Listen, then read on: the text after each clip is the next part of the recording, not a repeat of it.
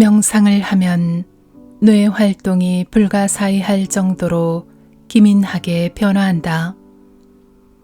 불교식 명상법에 참여한 사람들은 명상을 통해 5단계를 경험하는 것으로 나타났다. 첫 번째 단계는 호흡에 초점을 맞추는 단계, 두 번째는 잡념을 끊어버리고 호흡에 집중하는 단계, 세 번째는 육신의 경계와 공간 개념이 없어지는 단계, 네 번째는 마음과 호흡이 하나가 되는 단계, 다섯 번째는 마음이 우주와 하나가 되는 단계라고 설명했다. 각 단계마다 뇌파 기록 장치를 사용해 뇌파 활동을 측정했는데 명상의 각 단계마다 독특한 뇌파 활동이 나타났다고 한다. 주목할 만한 것은 명상 단계가 높아질 때마다 알파 뇌파와 델타 뇌파가 줄어들었다는 사실이다. 명상은 뇌의 집중력과 기민성의 정도를 잘 보여주었으며 눈을 감고 휴식을 취하거나 잠을 잘 때와는 완전히 다른 것이었다. 일본 도쿄대학의 정신신경과 가사마츠 교수는 스님의 뇌파를 측정하여 여러 가지 흥미있는 결과를 발표하였다. 승려 23명과 좌선 경험자를 포함한 일반인 23명이 동시에 결과부자하여 무념무상의 상태에 이르는 좌선을 하게 한 후 뇌파를 측정했다. 좌선에 들어간 승려의 뇌파는 몇 분이 지나자 서서히 변화하기 시작했다. 1, 2분 후에 알파파가 나오기 시작하여 10 내지 20분 이상이 지난 후에는 갑자기 세타파가 나타났다. 알파파는 보통 눈을 감고 안정된 정신 상태에서 나오는 뇌파로 참선 중인 선승에게서 이 뇌파가 나타났다는 것은 그리 놀라운 현상이 아니다. 하지만 수면 상태에서만 나오는 세타파가 나타난 것은 의외였다. 참선 중에 있는 스님에게서 잠을 잘 때의 뇌파가 나온다는 것은 무엇을 의미하는가? 뇌파는 흔히 파장에 따라 5가지로 분류되고 있는데 평상시 우리의 뇌파는 베타파 14 내지 30Hz에 해당된다고 한다. 베타파 상태가 계속해서 지속되면 뇌는 혼돈에 이르고 초조해진다. 학습 효율도 저하되게 된다. 따라서 바람직한 상태로 뇌를 유지하고 뇌의 활동을 활발하게 하기 위해서는 뇌파를 낮추는 것이 좋다. 뇌파를 낮추기 위한 가장 손쉬운 방법은 눈을 감고 몸을 이완시키는 것이다.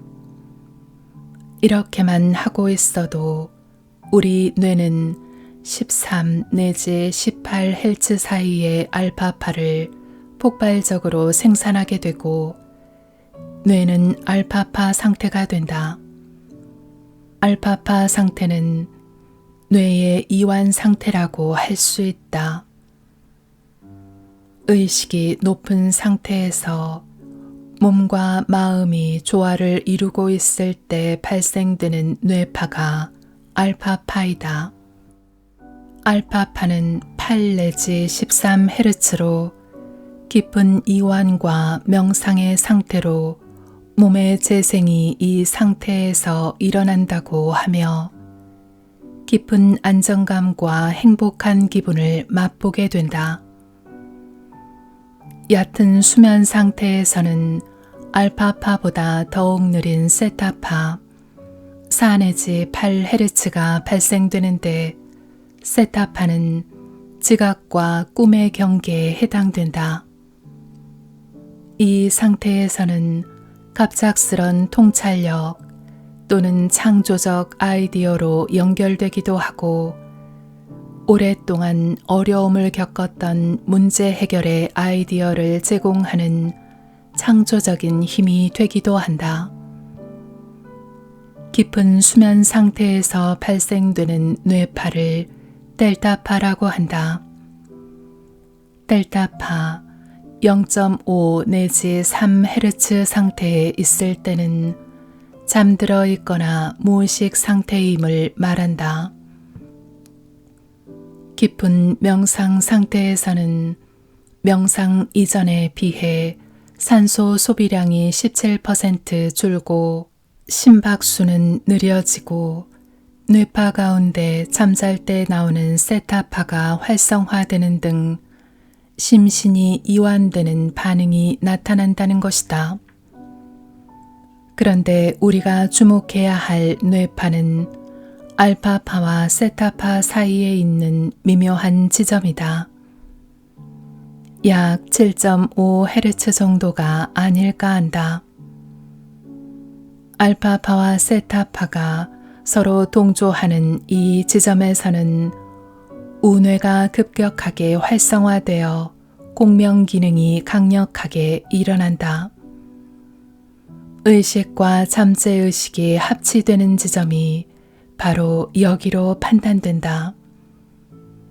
우리가 명상을 통해 뇌파를 자유자재로 조절할 수 있게 되면 우주의식과도 동조할 수 있게 될 것이다. 만약 우주의식과 교감할 수 있다면 우주 에너지도 얻을 수 있다. 우주의식과 공명하면 직감, 직관, 영감, 영시 등 초능력을 발휘할 수 있다. 우주의 파동과 동조하여 우주 에너지를 얻을 수 있는 비밀은 뇌에 있다. 그 가운데에서도 우뇌, 우뇌에서도 간뇌, 간뇌에서도 송과체의 핵심이 숨어 있다. 간뇌는 인간의 뇌 기능은 물론 내장의 생리까지도 관리하는 중추부에 해당되며 지식, 언어, 사고를 담당하는 대뇌 피질조차도 우측 간뇌에 의해 지배받는다. 여기에는 인간의 근원적인 능력, 즉 잠재의식도 숨어 있다. 간뇌에서 우리가 빠뜨리지 말아야 할 대상이 바로 송과체다. 우뇌의 핵심 가운데 핵심이 바로 송과체다. 송과선이라고 부르는 이곳에서는 다양한 뇌내 호르몬이 분비된다. 인간의 육체뿐만 아니라 의식도 이 뇌내 호르몬에 의해 영향을 받는다. 송과체는 그 모양이 솔방울과 비슷하다고 해서 붙여진 이름이다. 길이 3 내지 8mm, 무게 0.2g에 불과한 이 작은 기관은 빛에 의해서 활성화되고 다양한 생체 리듬을 조절하며 이미지를 영상화할 수 있다고 한다. 러시아의 위네스라는 학자는 송과체가 마음이라고 하는 정보를 수신하는 역할을 한다고 추정했다. 즉 외부에서 수신되는 기에 공명하여 그 정보를 해석하는 기능을 담당한 장기가 송과체며 이에 의해 해석된 결과가 호르몬을 통해 몸으로 전달된다는 것이다. 이 같은 연구 결과를 받아들인다면 뇌가 외부와의 정보 송수신 기능을 담당하고 있고 온 몸의 세포 소관들은 뇌와 무선 통신을 하는 기능을 담당하고 있는 것으로 추정할 수 있다. 티베트에서는 송과체를 슈바네트라라고 부른다. 인도에서는 그것을 시바의 눈 혹은 탄트라의 눈이라고 한다. 이 제3의 눈은 닫혀 있기 때문에 수련을 통해 열어야 한다. 어느 방법이 가장 좋다고는 말하기 힘들다. 인류의 수많은 수행법들이 직접 또는 간접으로 이것과 연결되어 있다. 제3의 눈인 아즈나 차크라는 의식 차원에서 인간의 초감각적인 지각에 접근할 수 있게 해주며 우리의 진정한 잠재력이자 생득권인 제6감의 영역을 되찾게 해준다.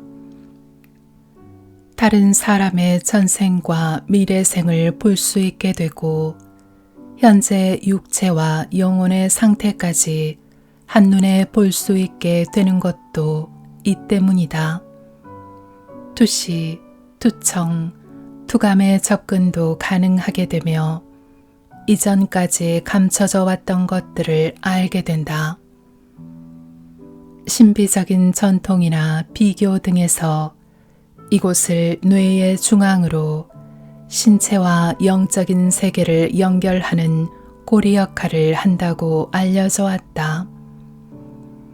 고대 그리스인들은 이것을 사고의 영역과 연결되어 있다고 믿었으며 데카르트는 영혼의 자리라고 불렀다. 직감이 발달했던 고대인이 송과체를 통해서 우주의 에너지를 받아들이는 것을 가능하게 한 제3의 눈은 경혈 시스템을 통해 인체에 영향을 주면서 한 차원 높은 기세계로의 관문 역할을 했다고 생각된다. 제3의 눈을 뜨게 되면 우주의 여러 가지 파장을 받아들일 수 있고 간뇌의 활동이 급격하게 변화를 겪는다고 한다. 송과체는 활성화될 때 다른 상위의 차크라와 소통하는 라인이 된다. 차크라는 인간의 몸에 있는 에너지의 중심이며 그곳으로 에너지가 들어갈 수도 있고 나갈 수도 있다. 우주의 에너지인 기가 머리의 에너지 센터를 통해서 받아들여지게 되고 고차원 수련을 하면 우리 몸의 진동 수준이 올라가게 된다. 이때 송과성과 뇌하수체도 조화롭게 진동하게 되고 제3의 눈이 활성화된다. 제3의 눈은 우리가 명상하거나 고파장의 해답을 구할 때 차크라 시스템을 통해서 밖을 내다보기 때문에 신체적인 것을 초월하여 볼 수가 있다. 하지만 차크라는 구체적인 형태를 가진 기관이 아니며 영적 에너지와 신체적 기능들이 통합되는 영역이다. 차크라들은 항상 전체와 조화를 이루고 있으며 교감신경계와 부교감신경계, 자율신경계를 비롯한 우리 몸 구석구석과 긴밀한 연관을 맺고 있다. 차크라가 모두 깨어나게 되면 의식의 완전한 평정 상태에 이르게 된다고 한다. 그렇다면 송과체만 좀 더 효율적으로 자극할 수 있는 방법은 없을까? 우리가 의식적으로 송과체를 조절할 수 있다면 보통의 인간과는 다른 신인류로 탄생하게 된다. 송과체를 개발하기 위한 가장 좋은 방법은 바로 이미지 훈련에 있다. 이미지는 빛을 연상하는 것이라야 한다.